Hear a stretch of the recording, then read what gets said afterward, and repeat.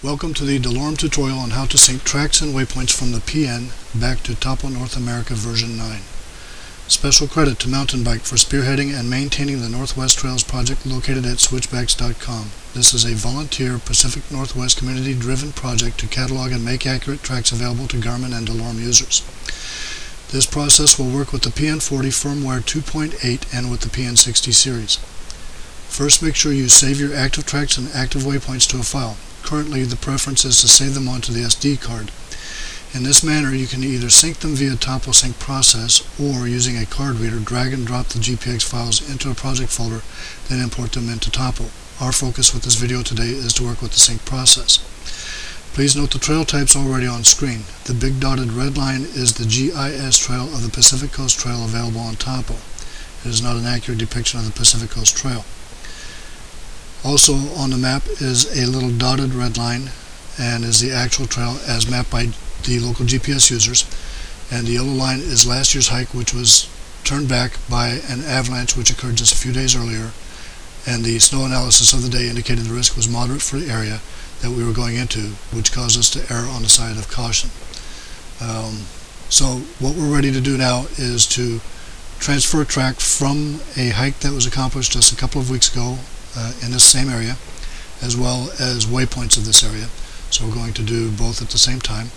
You have a choice of going to the big green button at the top of the toolbar, which is a sync button, or you can go to the handheld export and click on the sync button here. What this does is starts a process of analyzing both the internal and the SD memory cards on what files are inside the memory, and determines what needs to be synced back and forth. The alert that you hear is the internal memory being mounted, and soon the SD card will be mounted for the same analysis. The more memory that you have on your GPS, both the SD card and internal, the longer this can take if you have lots of files located in each of them.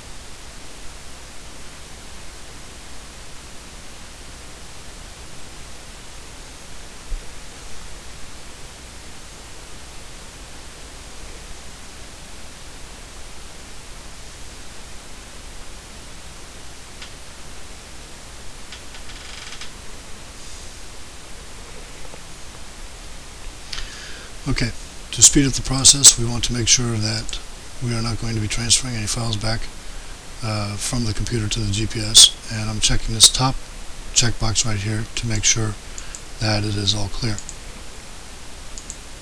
Same thing here with the geocache files. Routes are all unchecked. Routes and tracks, and then making sure all the map packages are unchecked. I go to the GPS and make sure all of these are unchecked. I want to make sure that this particular waypoint file is checked because it has the extra waypoints in it that I want to keep.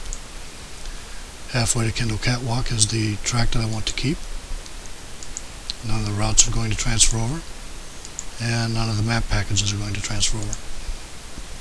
Now, with this big green button here, you have three choices. You can either do a sync, a send, which is send files from the computer to the GPS. This means that you don't want to sync anything back from the GPS. You just want to do a quick send over and get the process done. Receive is sending files from the GPS to the computer, and you don't want anything to sync back to the GPS. I have used them at one time or another. I tend to just go along with the sync process because I've already double checked all the files that I want to move around and reposition on either the SD card or the internal memory. In this case, all we're doing is just bringing files back from the GPS, so sync does that for us automatically.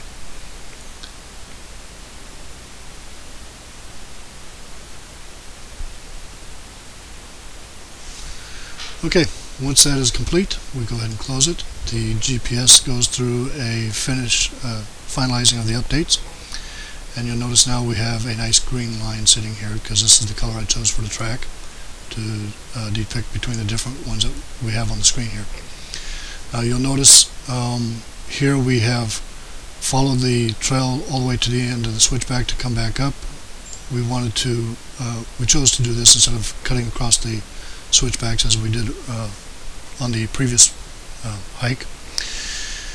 Then we started following a cross-country ski track which started heading straight up the mountainside, and it was getting way off the direction that we wanted to go in.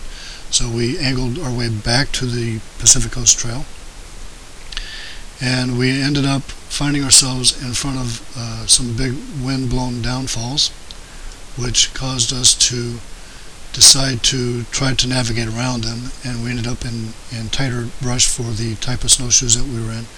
I was wearing 36-inch snowshoes and was unable to navigate through the tight areas as well as some of the other hikers had been able to do.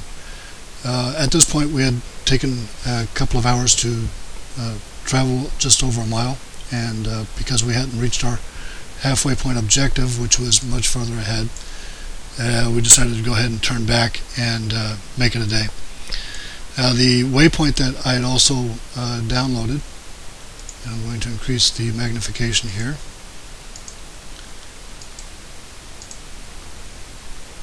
You notice that I have a waypoint here where ski tracks went down.